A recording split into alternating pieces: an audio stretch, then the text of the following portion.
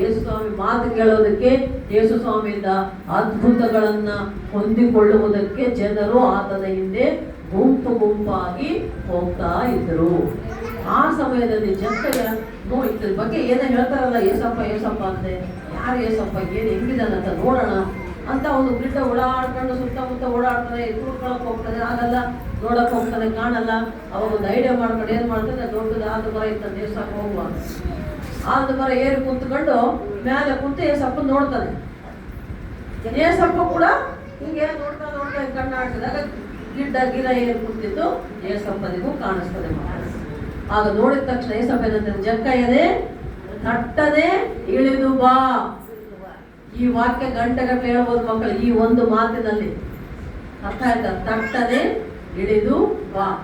ಈ ಮೂರೇ ಪದದಲ್ಲಿ ಬೇಕಾದಷ್ಟು ದೇವರ ವಿಷಯವನ್ನು ನಾವು ಮಾತಾಡಿಕೊಳ್ಬಹುದು.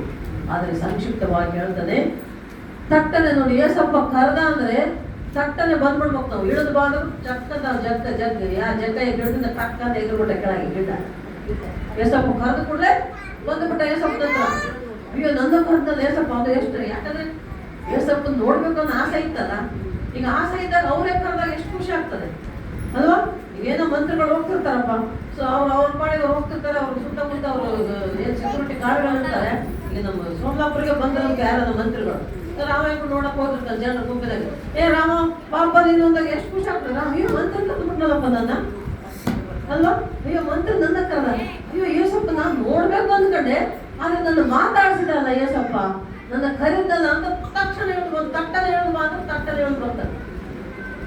ನಿಮ್ಮ ಜೀವಿತ ಕೂಡ ಅಷ್ಟೇ ಮಕ್ಕಳೇ, ನಮ್ಮ ಜೀವಿತ ಕೂಡ ಅಷ್ಟೇ. ಏಸಪ್ಪನ ನೀವು ತಿಳ್ಕೊಂಡ್ರೆ ತಕ್ಷಣ ಏಸಪ್ಪ ಹತ್ರ ಬರ್ರಿ.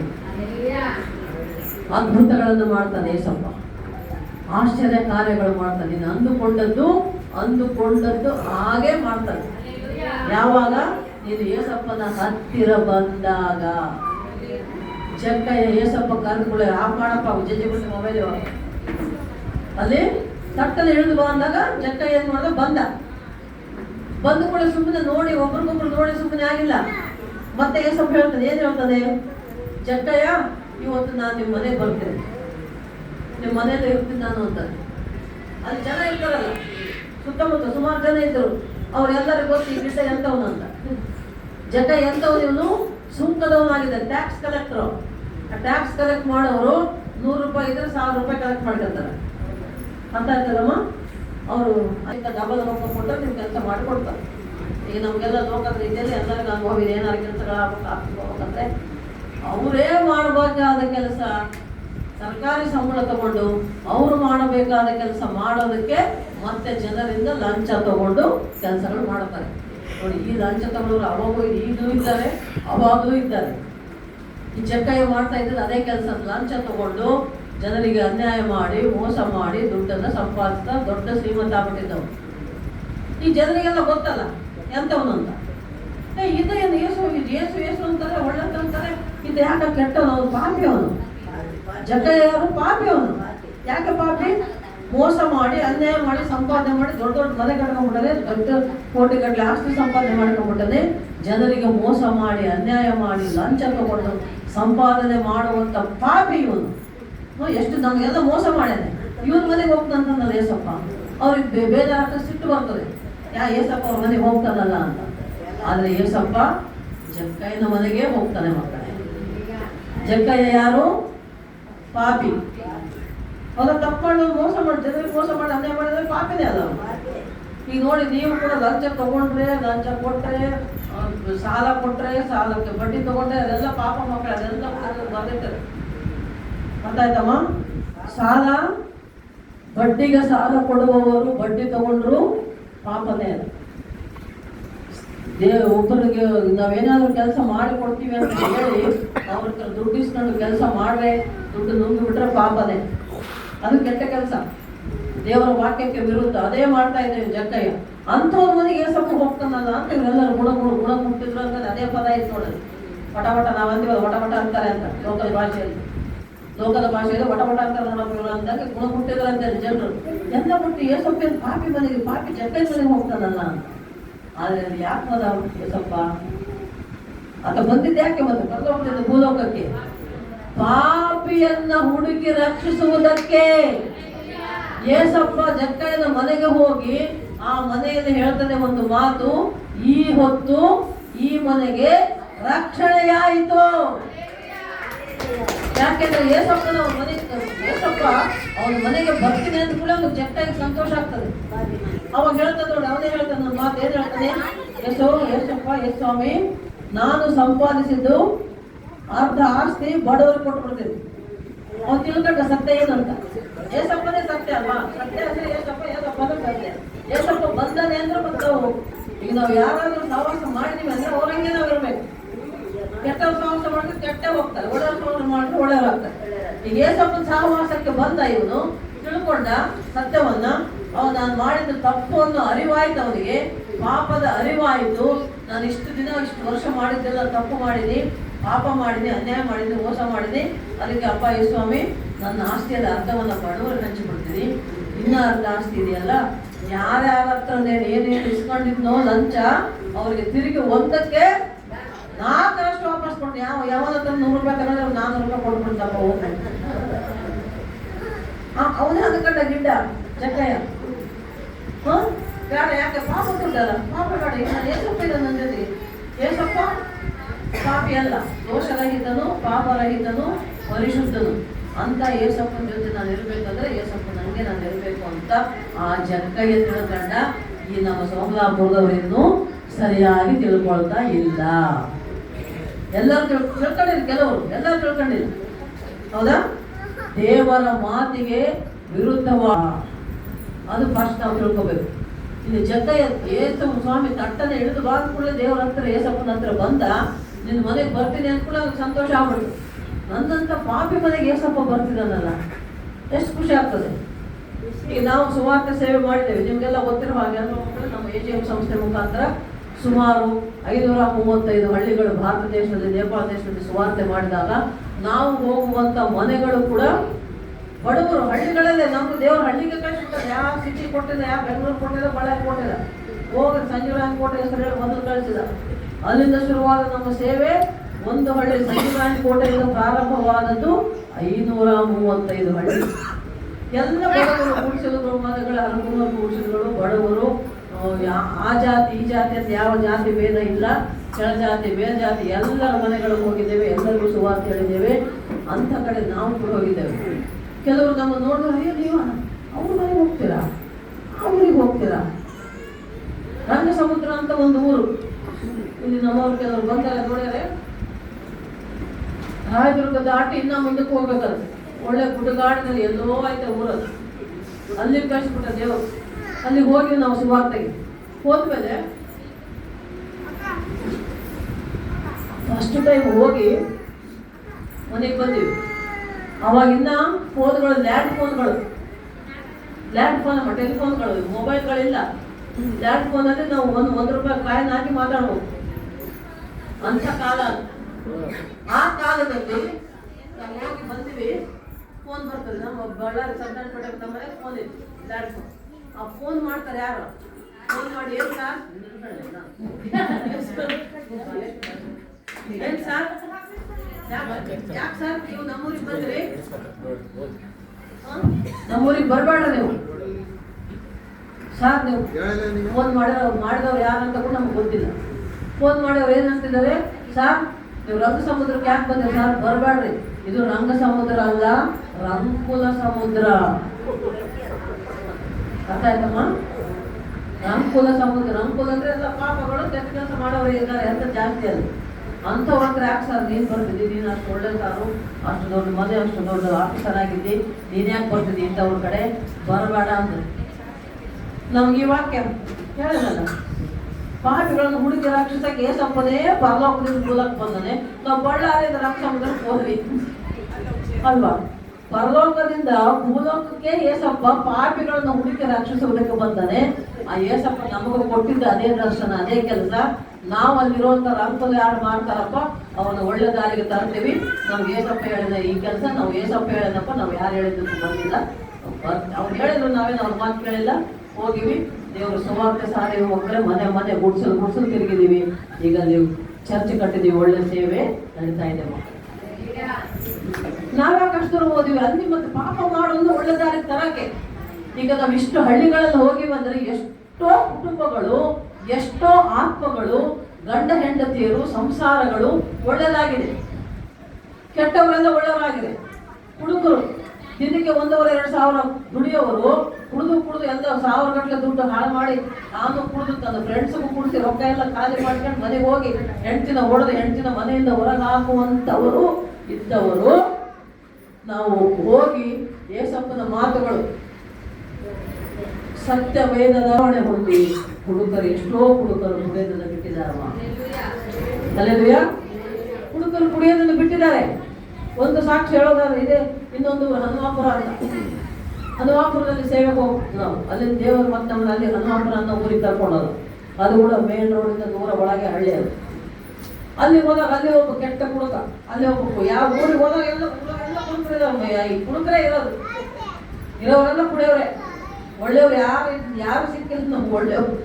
ಕುಡುಕರನ್ನೇ ಒಳ್ಳೆ ದಾರಿ ತರದೇ ನಮ್ಮ ಕೆಲಸ ಕೊಟ್ಟು ಕಳಿಸ್ಬಿಟ್ಟದೆ ಸ್ವಲ್ಪ. ಅಲ್ಲಿ ಹನುಮಾಪುರ್ಗೆ ಹೋಗಿ ಒಂದ್ಸಲ ಹೋಗಿ ಬಂದ್ಮೇಲೆ ಮತ್ತೆ ಹೋಗಕ್ಕೆ 1-2-3 ತಿಂಗಳು ಗ್ಯಾಪ್ ಆಗ್ಬಿಡುತ್ತೆ.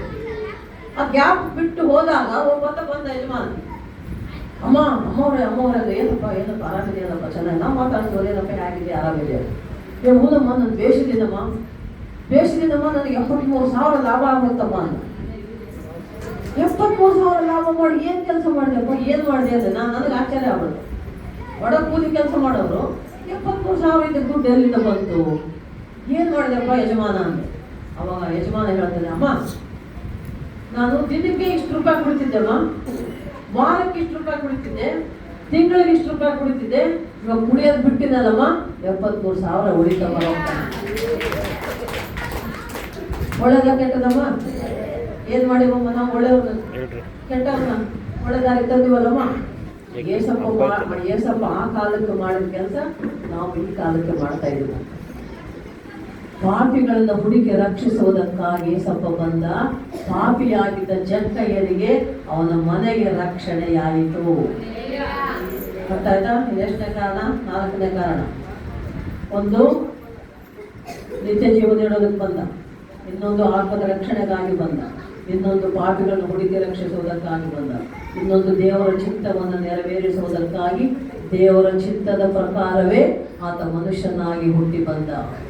ಯಾಕೆಂದರೆ ಯೋಹಾನ 3:16 ಹೇಳುವಂತೆ ದೇವರು, ತಂದೆಯಾದ ದೇವರು ಈ ಲೋಕದ ಮೇಲೆ ಎಷ್ಟೋ ಪ್ರೀತಿಯನ್ನಿಟ್ಟು ತನ್ನ ಮಗನನ್ನ ಕಳಿಸಿದ ಭೂಲೋಕಕ್ಕೆ ಯಾಕೆ ಹುಟ್ಟಿ ಬರುವಂತೆ ಮಾಡಿದ ಅಂದರೆ, ಯಾರೊಬ್ಬರು ಕೂಡ ನಾಶವಾಗದಂತೆ ಪ್ರತಿಯೊಬ್ಬರು ನಿತ್ಯ ಜೀವ ಹೊಂದಿಕೊಳ್ಳಬೇಕು.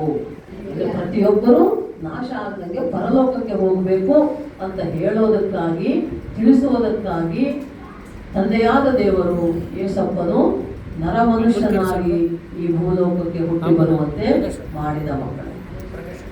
ಅಷ್ಟೇ ಅಲ್ಲ, ದೇವರ ಚಿತ್ತ ನೆರವೇರಿಸಬೇಕಾಗಿತ್ತು. ದೇವರ ಚಿತ್ತ ಏನಿತ್ತು ಅಂದ್ರೆ, ಪ್ರತಿಯೊಬ್ಬರು ತನ್ನ ಮಕ್ಕಳು ಪರಲೋಕಕ್ಕೆ, ನನ್ನ ಮಕ್ಕಳು ನನ್ನ ಹತ್ತಿರ ಬರಬೇಕು ಅನ್ನೋದೇ ತಂದೆಯಾದ ದೇವರ ಆಸೆ. ಅಲ್ಲೆಲುಯ್ಯ.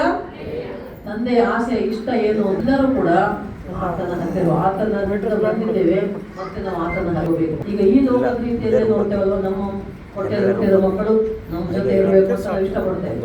ಅದು ಮಕ್ಕಳನ್ನ ಹುಟ್ಟಿ ಬೆಳೆಸಿ, ಹೆತ್ತು ಹೊತ್ತು ಬೆಳೆಸಿ ಅವ್ರನ್ನ ಒಳ್ಳೆ ಮಕ್ಕಳಾಗಿರ್ಬೇಕಂತಲೇ ನಮ್ಮ ಮಕ್ಕಳ ಒಳ್ಳೆಯದನ್ನೇ ನಾವು ಬಯಸ್ತೇವೆ. ಈ ಲೋಕದ ತಂದೆ ತಾಯಿಗಳಾದ ನಾವು ಒಬ್ಬರು ಮಕ್ಕಳೇ ನಮ್ಮ ಮಕ್ಕಳು ಹಾಗಿರಬೇಕು, ಹೀಗಿರಬೇಕು ಅಂತ ಅಂದುಕೊಳ್ಳುವಾಗ, ಇಡೀ ಲೋಕವನ್ನೇ ಸೃಷ್ಟಿಸಿದಂತ ಸೃಷ್ಟಿಕರ್ತನಾದ ದೇವರು ಈ ಭೂಲೋಕದ ಮೇಲಿರುವ ನನ್ನ ಮಕ್ಕಳೆಲ್ಲರೂ ಕೂಡ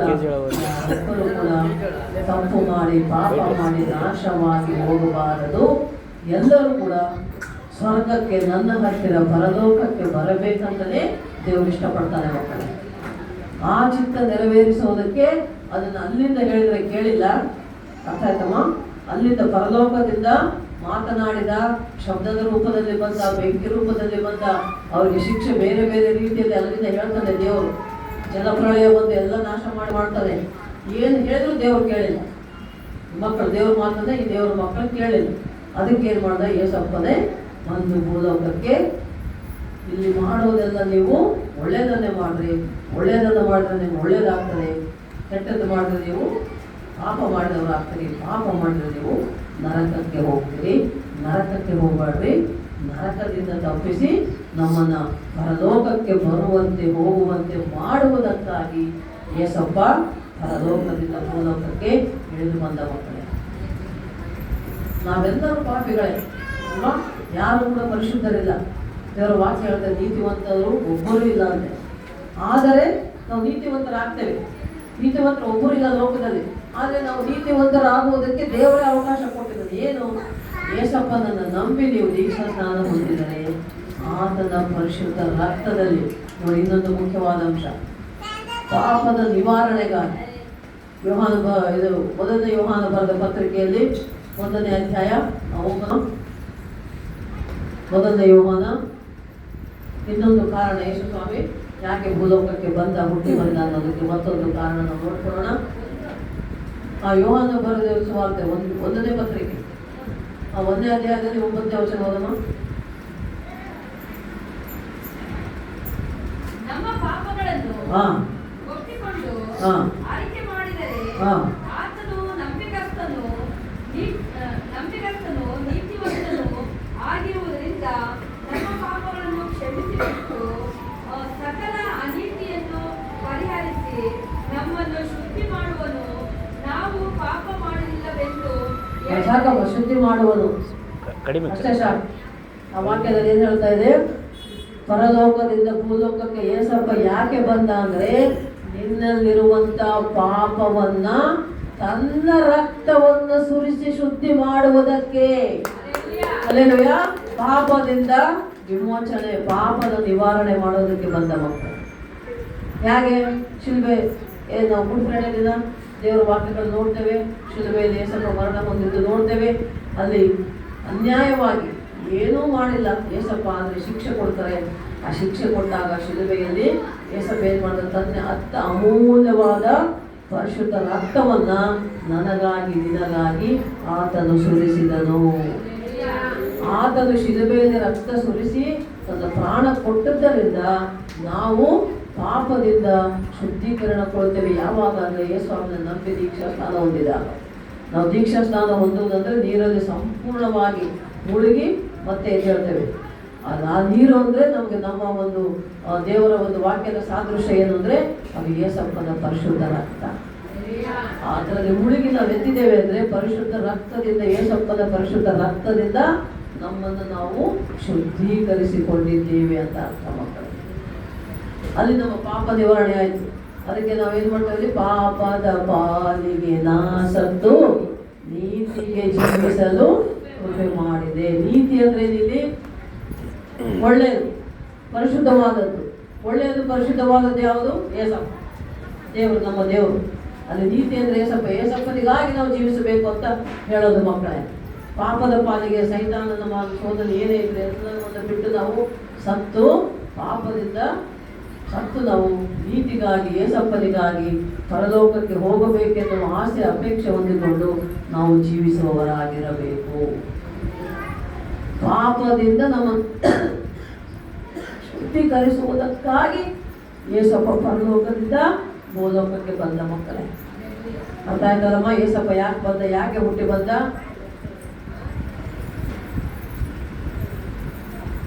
ಕೇಕ್ ಕಟಿಂಗ್ ಮಾಡ್ಕೊಳ್ರಿ, ಬಿರಿಯಾನಿ ಮಾಡ್ಕೊಳ್ರಿ, ಪಲಾವ್ ಚಿಕನ್ ಮಾಡ್ಕೊಳ್ರಿ, ಹೊಸ ಬಟ್ಟೆ ಹಾಕ್ಕೊಳ್ರಿ, ಅದಕ್ಕೆ ಬಂದ ಏಸಪ್ಪ. ಮಾಡ್ಕೊಳ್ಳೋದು ಏಸಪ್ಪನಿಗಲ್ಲ ಅಲ್ವಾ?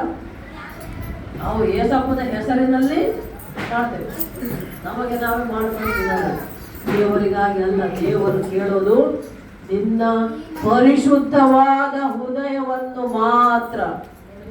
ಯೇಸು ಜನಿಸಿತು ನನ್ನ ಹೃದಯದಲ್ಲಿರಲು, ಯೇಸು ಜನಿಸಿತು ನನ್ನ ಹೃದಯದಲ್ಲಿರಲು.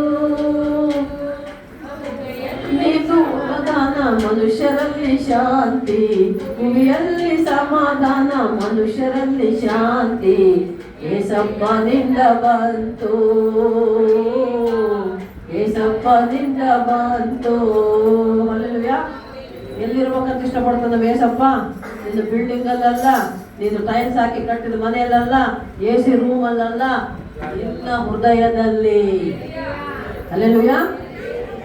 ನಿನ್ನ ಹೃದಯ ಬೇಕು. ನಿನ್ನ ಮನೆ ಬಿಲ್ಡಿಂಗು, ನೀನು ಬಂಗಾರ ಬೆಳ್ಳಿ ರೇಷ್ಮೆ ಸೀರೆ ಒಳ್ಳೆ ಬಟ್ಟೆ ಸೂಟು ಬೂಟು ಹಾಕೊಂಡಿದ್ರೆ ಬರಲ್ಲ ಏಸಪ್ಪ. ನಿನ್ನ ಹೃದಯ ಶುದ್ಧವಾಗಿಟ್ಟುಕೋ. ನಿನ್ನ ಹೃದಯದಲ್ಲಿ ಬರ್ತೀನಿ ಅಂತ, ನಿನ್ನ ಹೃದಯವೇ ನನ್ನ ಆಲಯ ಅಂತ ಯಾರು ಹೇಳಿದ್ದು?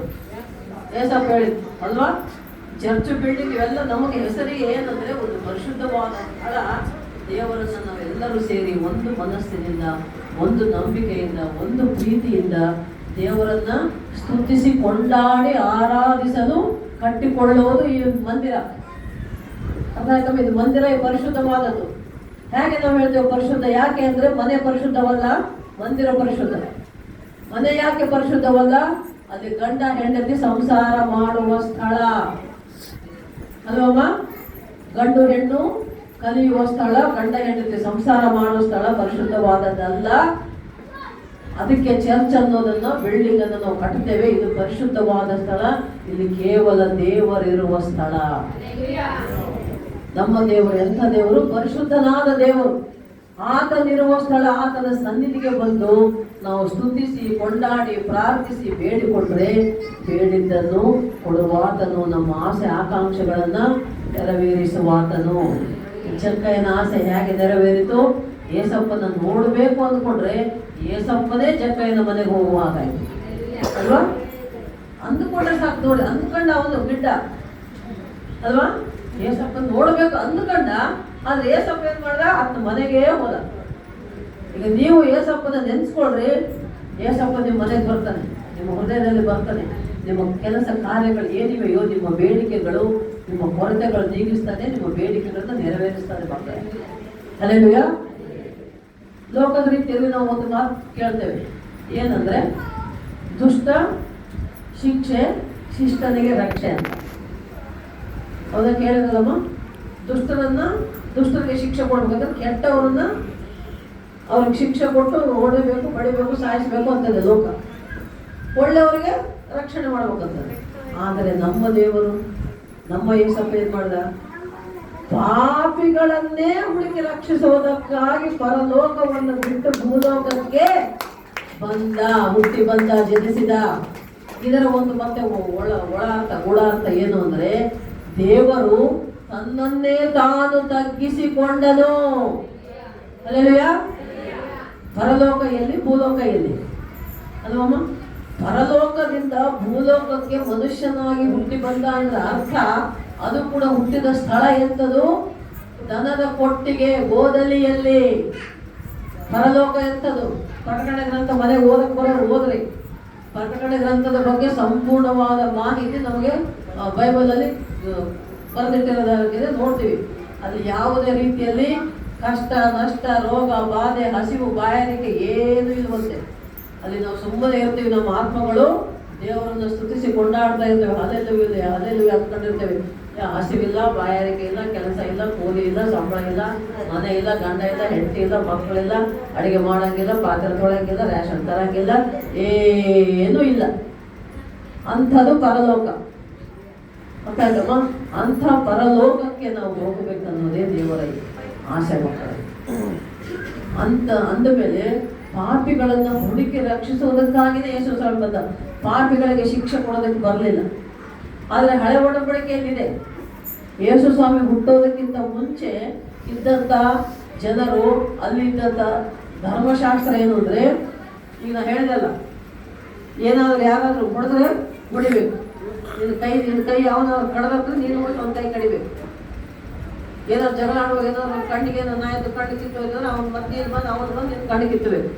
ಕಣ್ಣಿಗೆ ಕಣ್ಣು, ಹಲ್ಲಿಗೆ ಹಲ್ಲು, ಕೈಗೆ ಕೈ, ಕಾಲಿಗೆ ಕಾಲು.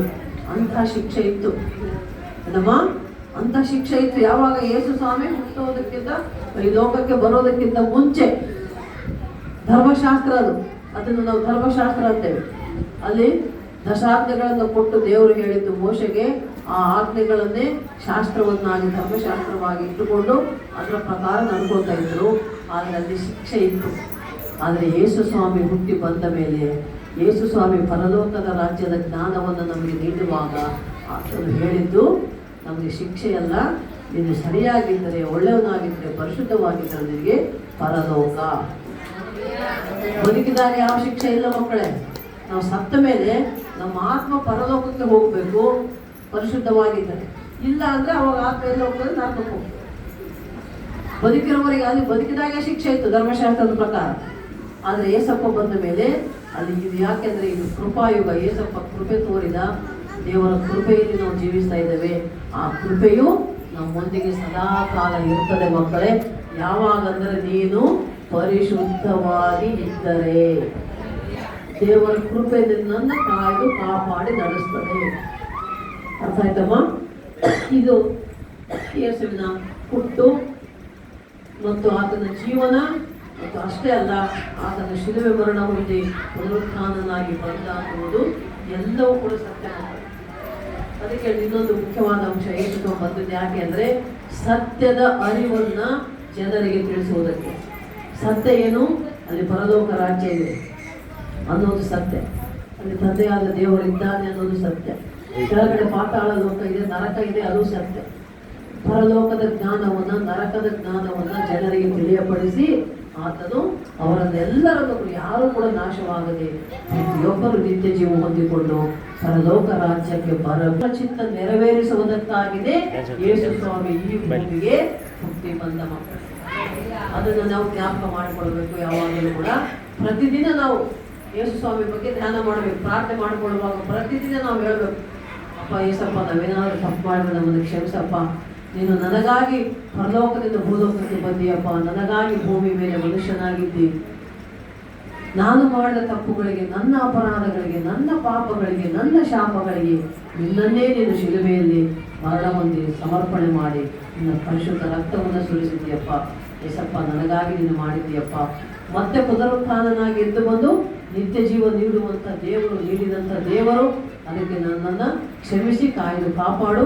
ನಾನು ಕೂಡ ನಿತ್ಯ ಜೀವ ಹೊಂದಿಕೊಳ್ಳುವಂತೆ ಮಾಡು ಸ್ವಾಮಿ ಅಂತ ನಾವು ಪ್ರತಿದಿನವೂ ಯೇಸುವಿನ ಜನನ, ಮರಣ, ಪುನರುತ್ಥಾನ ಈ 3 ಅಂಶಗಳನ್ನು ನೆನಪು ಮಾಡಿಕೊಳ್ಳಲೇಬೇಕು. ನಾವು ಪ್ರಾರ್ಥಿಸುವಾಗ ಯೇಸಪ್ಪನನ್ನು ನೆನೆಸಿಕೊಳ್ಳಲೇಬೇಕು. ಆ ರೀತಿ ನಾವಿರುವುದಾದರೆ ಮಕ್ಕಳೇ, ದೇವರ ಕೃಪೆ, ಆಶೀರ್ವಾದ. ಚಕ್ಕಯ್ಯನ ಮನೆಗೆ ಹೇಗೆ ರಕ್ಷಣೆಯಾಯಿತೋ, ಚಕ್ಕಯ್ಯನ ಮನಸ್ಸಿನ ಕೋರಿಕೆ ಹೇಗೆ ನೆರವೇರಿತೋ, ಹಾಗೆ ನಿಮ್ಮ ಮನಸ್ಸಿನ ಕೋರಿಕೆಗಳು ಕೂಡ ದೇವರು ನೆರವೇರಿಸ್ತಾನೆ. ನಿಮ್ಮ ಮನೆಯಲ್ಲಿ ಆತನು ಬರ್ತಾನೆ, ಆತ ಬರೋದಕ್ಕೆ ತಯಾರಾಗಿದ್ದಾನೆ. ನೀವೇ ಕರ್ಕೊಳ್ಬೇಕು. ನೀವೇತಂದ್ರೆ ಕರ್ಕೊಳ್ಬೇಕು. ಯಾಕಂದರೆ ಪ್ರಕಟಣೆ ಗ್ರಂಥದಲ್ಲಿ ನೋಡ್ತೇವೆ ನಾವು, ಯೇಸು ಸ್ವಾಮಿ ನಮ್ಮ ಪ್ರತಿಯೊಬ್ಬರ ಮನೆ ಬಾಗಿಲು ತಡ್ತಾ ಇದ್ದಾನಂತೆ.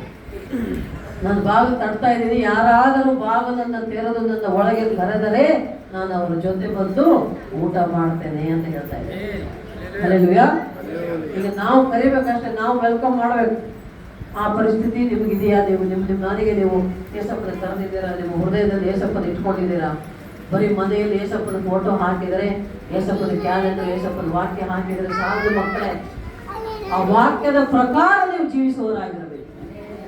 ಆಗಲೇ ನಿಮಗೆ ರಕ್ಷಣೆ ಅಂದ್ರೆ ಆತ್ಮದ ರಕ್ಷಣೆ ಅಂದ್ರೆ ನಾವು ಪರಲೋಕಕ್ಕೆ ಹೋಗೋದು. ಆ ರಕ್ಷಣೆಯ ನಿರೀಕ್ಷೆ, ನಿತ್ಯ ಜೀವದ ನಿರೀಕ್ಷೆಯನ್ನು ಹೊಂದಿಕೊಂಡು ನಾವು ಪಾಪಿಗಳಾಗದೆ ಪರಿಶುದ್ಧರಾಗಿ ಜೀವಿಸೋಣ. ನಮ್ಮ ನಡೆಯಿಂದಲೂ, ನುಡಿಯಿಂದಲೂ, ಆಲೋಚನೆಯಿಂದಲೂ, ಹೃದಯದಿಂದಲೂ, ಮನಸ್ಸಿನಿಂದಲೂ ಪರಿಶುದ್ಧರಾಗಿರೋಣ. ಮತ್ತು ದೇವರು ಆ ಒಂದು ಭಾಗ್ಯವನ್ನು ನಮಗೆ ಕೊಡಲಿ. ಪ್ರತಿಯೊಬ್ಬರು ಯೇಸಪ್ಪನ ನಂಬಿದ ಪ್ರತಿಯೊಬ್ಬರು ಕೂಡ ನಿತ್ಯ ಜೀವ ಸೇರುವಂತಾಗಲಿ. ಪರಲೋಕ ರಾಜ್ಯಕ್ಕೆ ನಾವೆಲ್ಲರೂ ವಾರಸುದಾರರಾಗಬೇಕು.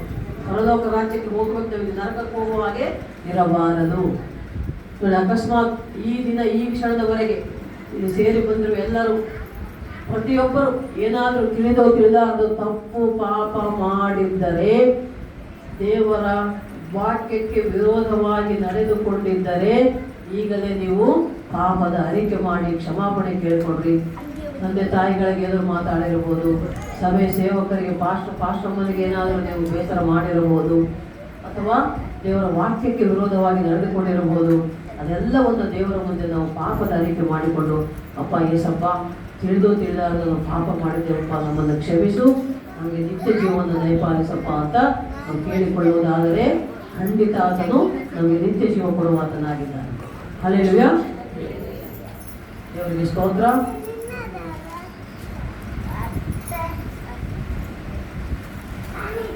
ಇಲ್ಲಿವರೆಗೆ ನಾವು ದೇವರ ವಾಕ್ಯ ಧ್ಯಾನ ಮಾಡಿದ್ದು ಯೇಸು ಸ್ವಾಮಿ ಯಾಕೆ ಭೂಮಿಗೆ ಹುಟ್ಟಿ ಬಂದ, ಹೇಗೆ ಹುಟ್ಟಿ ಬಂದ, ಆತನು ಏನು ಹೇಳಿದ, ನಾವೇನು ಮಾಡಬೇಕು, ಇಷ್ಟು ನಾವು ತಿಳ್ಕೊಂಡಿದ್ದೀವಿ. ಇದನ್ನು ಸ್ವಲ್ಪ ಇಲ್ಲಿ ಇಟ್ಕೊಳ್ಳೋಣ, ಇಲ್ಲಿಂದ ಇಲ್ಲಿ ಇಟ್ಕೊಳ್ಳೋಣ, ಇಲ್ಲಿಂದ ಇಲ್ಲಿಗೆ ಕೊಟ್ಬಿಡ್ಬೇಡ. ಎಷ್ಟು ವರ್ಷಗಳಿಂದ ಹೇಳ್ತಾನೇ ಇದ್ದೇವೆ. ದಯವಿಟ್ಟು ದೇವರ ವಾಕ್ಯವನ್ನು ನೆನಪಿಟ್ಟುಕೊಂಡು ವಾಕ್ಯದ ಪ್ರಕಾರ ಜೀವಿಸಿರಿ. ಪರಲೋಕ ರಾಜ್ಯವು ಯಾರ್ದು? ನಮ್ಮದೇ. ಪರಲೋಕ ರಾಜ್ಯವು ನಮ್ಮದೇ. ನಮಗಂತೂ ಗ್ಯಾರಂಟಿ ಇದೆ ಅಮ್ಮ, ಪರಲೋಕ ರಾಜ್ಯ ನಂದೇ. ನಾನಂತೂ ಗ್ಯಾರಂಟಿ ಪರಲೋಕಕ್ಕೆ ಹೋಗ್ತೇನೆ. ಯಾಕೆಂದ್ರೆ ಯಾವ ತಪ್ಪು ಮಾಡಿಲ್ಲ.